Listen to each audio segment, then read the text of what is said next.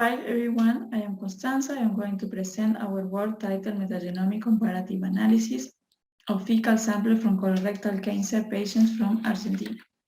To introduce this topic, I am going to describe the importance of it. Colorectal cancer is the third causes of cancer and the second commonest causes of cancer-related death in Argentina. CRC incident rate have traditionally been highest in Western countries, but worryingly are increasing in not-Western countries. In the last year, the evidence of an association between CRC and an altered fecal microbiome has been growing, with the potential to determine novel biomarkers to apply to the screening prognostic factor of therapeutic treatment.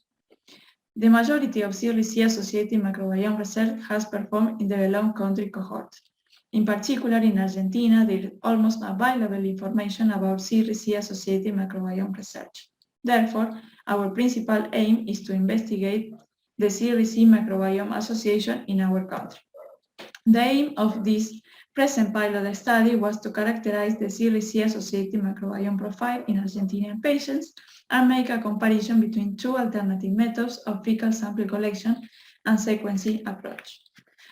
Our samples were fecal samples from 10 healthy volunteers and 10 CRC patients. Then we used different storage methods, primer and sequencing equipment that we will call leads or local methods. On one hand, lead methods use CFBOT cards to storage 16S rRNA V4 primers and Illumina HiSeq 3000.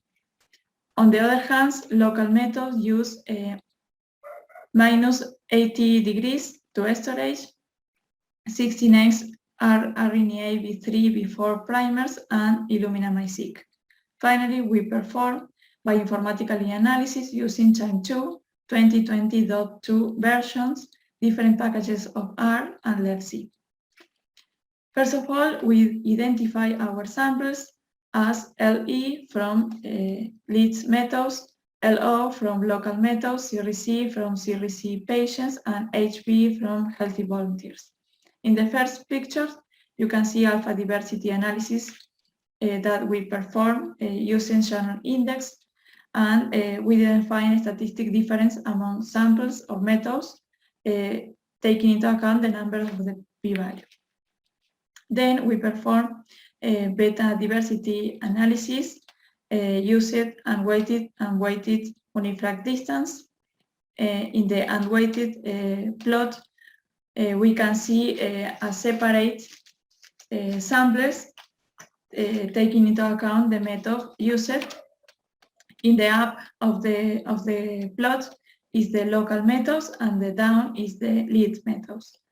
However, this separation is lost when we use weighted unifrac PCA plot. And these results are reflected into a statistical analysis carried out with Permanova. We can see the small p-value only in a weighted unifrac, and this value is lost in the weighted unifrac analysis. Also, we perform a statistical analysis of frequencies of main phylum of gut microbiome. The small p-value we found only in the actinobacteria when we compare among samples, and this result is in line with what has been published in different reports. Finally, we made a violin plot, taking each method globally without discriminating by samples to identify the genera of biological relevance for this pathology. To conclude, this study demonstrates that both methods represent suitable protocols of fecal sample analysis for 16S rRNA microbiome research in CRC patients. CFBOT cards have proven to be useful when a freezer storage method is not available and allows long-term storage and preservation of samples of room temperatures.